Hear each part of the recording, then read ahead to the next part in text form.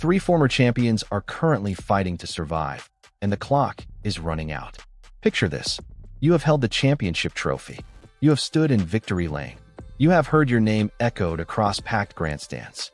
You are one of the greatest this sport has ever produced. And right now, in this very moment, you are sitting below the cut line with 9 races left to save your season. That is not a hypothetical. That is the reality 3 former Cup Series champions are living through right now. And it is only going to get more brutal from here. Welcome to the most unpredictable, most unforgiving, most electrically charged playoff picture NASCAR has produced in recent memory. And before we go any further, if you are serious about following this season, subscribe right now and hit that notification bell, because what is coming over the next 9 weeks might just be the greatest stretch run this sport has ever seen. The rule change that flipped everything. Let us start at the foundation, because nothing about 2026 makes sense unless you understand what NASCAR did before the season even began. They tore up the rulebook. Gone is the win-in format that defined the modern era. Gone are the dramatic last-lap clinches where a single victory punched your ticket to the postseason. NASCAR has gone back to its roots, bringing back a structure that rewards consistency, punishes mistakes, and leaves almost nobody feeling truly safe until the very end. Here's how it works now. The top 16 drivers in the regular season standings advance to a 10-race playoff. But here is the twist that changes everything. There are 0 eliminations once that playoff begins. Every single one of those 16 drivers runs all 10 races, and at the end of it, whoever has accumulated the most points across that entire stretch is your 2026 NASCAR Cup Series champion. But before any of that can happen, those 16 spots have to be earned. And the points reset when the playoffs begin is not equal either. The regular season champion resets to 2,100 points. Second place gets 2,075. Third gets 2,065. Fourth gets 2,060. From there, every position drops by 5 points all the way down to 2,000 for whoever occupies that 16th and final spot. That means the regular season still matters enormously. Every single point you earn between now and Daytona could be the difference between starting the playoffs with an advantage or starting from the very bottom of the pack. 9 races remain on the regular season schedule. Sonoma, Chicagoland, Atlanta, North Wilkesboro, Indianapolis, Iowa, Richmond, New Hampshire, and then the season finale at Daytona. 9 races, 16 spots, and not a single driver has clinched yet. Let that sink in. The drivers who are almost safe, but not quite. At the top of the standings sits Tyler Reddick, and what this man has done in 2026 is genuinely historic. He arrived at Daytona in February and won. He won the next race. He won the one after that. 3 consecutive victories to open a Cup Series season, something that had never been done in the history of this sport.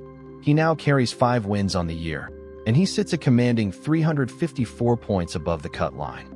But even Reddick will admit the last few months have felt different. The wins stopped coming after April. He has been fast, he has been consistent, he has run second at Pocono and contended at other tracks, but victory lane has felt just out of reach lately.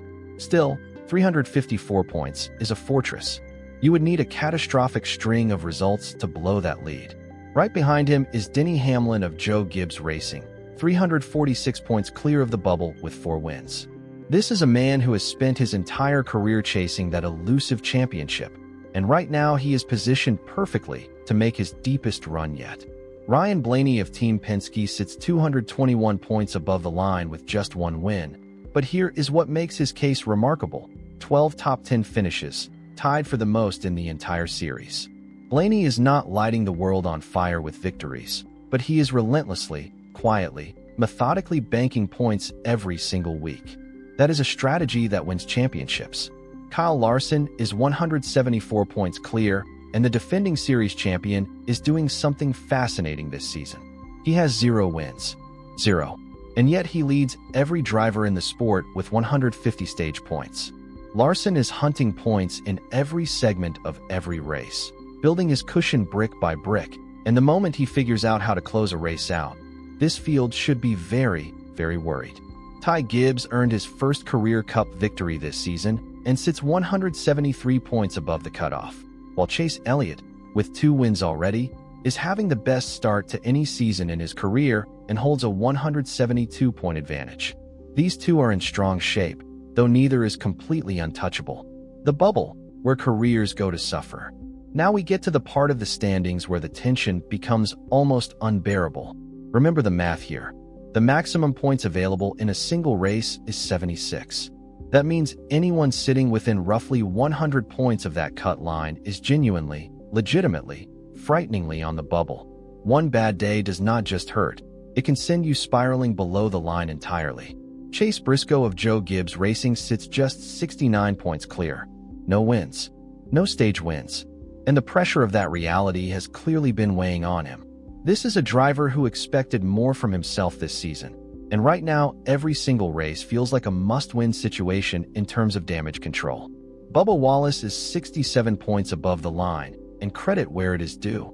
He has responded under pressure. Back-to-back strong runs, including a third at Michigan and a second at Naval Base Coronado, have steadied his position. But he is still searching for his first win since the Brickyard 400 last season, and the clock on that search is ticking loudly. Christopher Bell holds a 60-point cushion, but there is a deeply uncomfortable question hanging over his weekend. Bell is dealing with a broken left wrist, and whether he will even be able to complete the race at Sonoma, a demanding, technical road course, is still unclear. A relief driver could step in after Bell takes the green flag, but that scenario carries enormous risk to his points total. William Byron sits just 59 points above the line and is enduring what can only be described as an identity crisis of a season. This is a driver who has won races and challenged for championships. This year, through no obvious fault of his own, the results simply have not come. Still searching for win number one, running out of margin, and running out of time. The champion's in crisis. This is where it gets dark. And now we arrive at the section of this story that nobody could have predicted when the season began. Three former Cup Series champions are currently sitting below the playoff cut line. Let that statement carry its full weight for a moment. Shane Van Gisbergen of Trackhouse Racing is 5 points below the cutoff. 5. He came into the weekend at Naval Base Coronado with real momentum and real hope, and then a crash stripped all of it away in an instant. Now he arrives at Sonoma, a road course, the kind of track where he genuinely has a chance to win, desperately needing a massive result. Joey Logano is 10 points below the line. Three-time Cup Series champion, one of the most decorated drivers of his generation, currently on the outside looking in, and the pressure building inside that Team Penske garage right now must be unlike anything they have experienced in years. But perhaps no story in this entire playoff picture is more jaw-dropping than Brad Keselowski. The 2012 Cup Series champion was sitting 55 points above the cut line just 4 races ago. 55 points. That is a comfortable position. That is a position where you breathe a little easier on race mornings. And then 4 consecutive poor finishes happened, and just like that, he finds himself 13 points below the bubble. 13 points below in a matter of weeks. The speed of that collapse is genuinely stunning.